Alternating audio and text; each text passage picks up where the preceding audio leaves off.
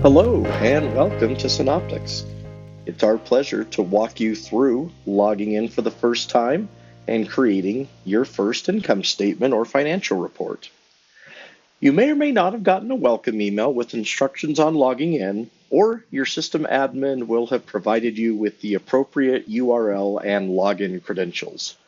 Please log in from the URL provided, and keep in mind that this URL will only work when you are on your network. That does apply if you're working from home and you are accessing your network via a VPN. However, the URL will not work if you're not on your network. Once you have located the proper URL, it's a good best practice to bookmark that as a favorite. From there, go ahead and log in with the credentials that were provided to you by your system admin. This will then take you to the home screen of Synoptix, and depending on your user, you may or may not have favorites, recents, and documents. Let's start from the very beginning, creating a blank report where we're going to create a list of revenue accounts and expense accounts. Let's start by clicking the plus sign here and creating a new report. We are now interfacing directly with your particular ERP, and all the components that we're going to need to build our reports will be here over on the left-hand side. We're going to now start by creating a list of revenue accounts and expense accounts. There are two ways that we can add an accounting cell to our report, which is the crux of report writing. We can drag and drop into the desired cell, or we can double left click into the desired cell. This is merely a placeholder for what we call an accounting cell, which is how we will interface with your particular ERP. The real power comes when we tell the software what are the account or accounts that we would like to see balances for, in this case, revenues. One of the powerful features of Synoptix is the ability to utilize wildcards. Question marks are wildcards in Synoptix and can be any number 0 to 9 or letter A to Z. In this case, we want to see a list of all of our revenue accounts, which are object codes that start with 4. We'll validate our list. Once we're happy with the list, we'll apply that, and then we'll be able to see the balance at runtime. Once we have defined the accounts we want to see balances for, then we can determine what time period of information we'd like to see, whether that's month, year, quarter, day, week, etc. We'll start with month. Now let's define our expense accounts in the same manner, only this time it will be any object code that starts with a 5. We'll validate the data out against our ERP. The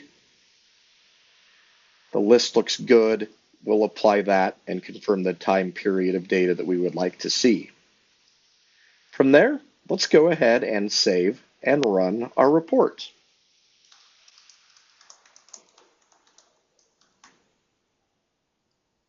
The report's been saved. And let's go ahead and give it a run. With a couple of simple clicks, we have now created a list of all of our revenue and expense accounts. And as you'll see here momentarily, we will then be able to both run and drill down into the detail behind these particular accounts. Now, most of the time you have already done things via an Excel spreadsheet. So we're going to show you how you can build a basic income statement from importing an existing spreadsheet. We'll go over some basic formatting and how to validate the data. So once again, let's start by creating a brand new report, which will open up the designer screen. We'll define where our data is coming from. And now here at the bottom, we're going to import one of our existing spreadsheets. We'll browse to whichever one we'd like to start with. It doesn't matter where it lives, and we'll import the spreadsheet. The nice advantage here, it's going to give us the layout, and then we just need to do some basic formatting. For instance, let's format our columns here to be numbers. This will then become our checksum, both for the month and for the year. Let's go ahead now and we'll insert a column. And we're going to very quickly and efficiently build out our income statement from a spreadsheet. So we're going to add an accounting cell. And again, this is where we're going to tell the software what are the account or accounts that we want to see balances for, in this case, student tuition, which is going to be any object code that starts with 4888. We'll bring that in, validate the data, and apply. We'll do the same thing for all of our different line items here that we've imported from our spreadsheet: student tuition, student fees, government grants and contracts, seminar fees, and then interest and dividend income. These are all going to be defined by the object code. And once we've entered the correct information, we'll apply that on a row by row basis. And when we're done, we'll run it and validate it against the numbers that we've already imported against our spreadsheet and that we know are accurate.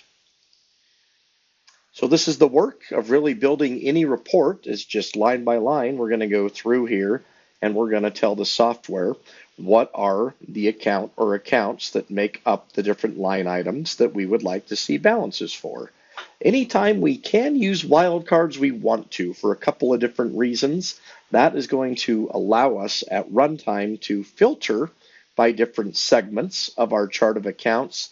It also future-proofs our report. So if we do add a new account on the back end, we'll automatically pick that up and not have to add that in the future. My apologies, I got the wrong account on that one.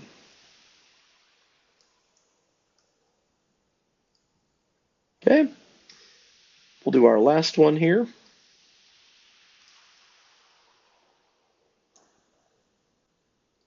And now you will see here on a cell-by-cell basis, we have gone through and defined the account or accounts that we would like to see balances for. And when we run this, these accounting cell numbers should match the number that came in for our spreadsheet.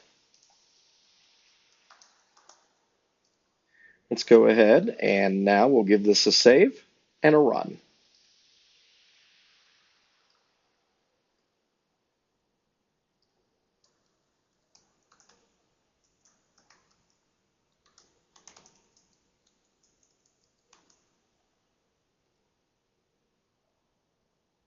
We've now saved our work. Let's run it and see if our numbers match.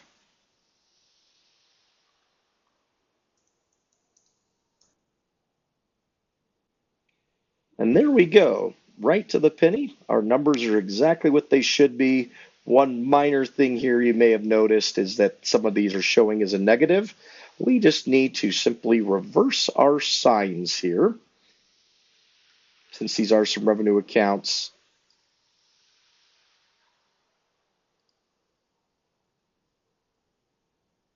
and what we can do here cell by cell is we'll just reverse these. And that's just how the numbers are stored in the database, and then those will now show as a positive number for us. Let's save our work. Give that a run.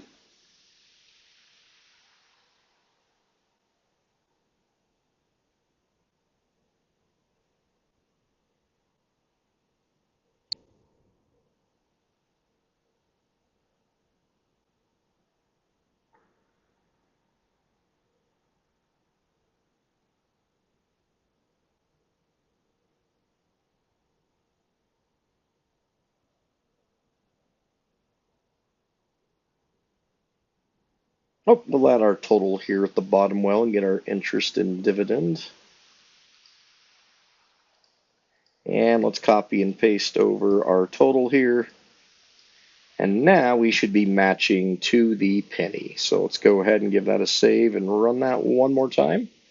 Just a quick recap. We created a new report.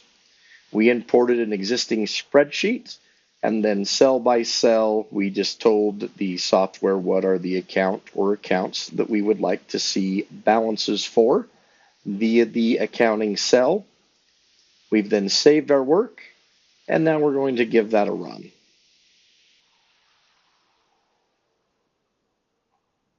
We do have a built-in conversation tool that we'll get into a little bit later, but for now we just want to show that when we look at our numbers, we are matching. The difference there is decimals versus no decimals.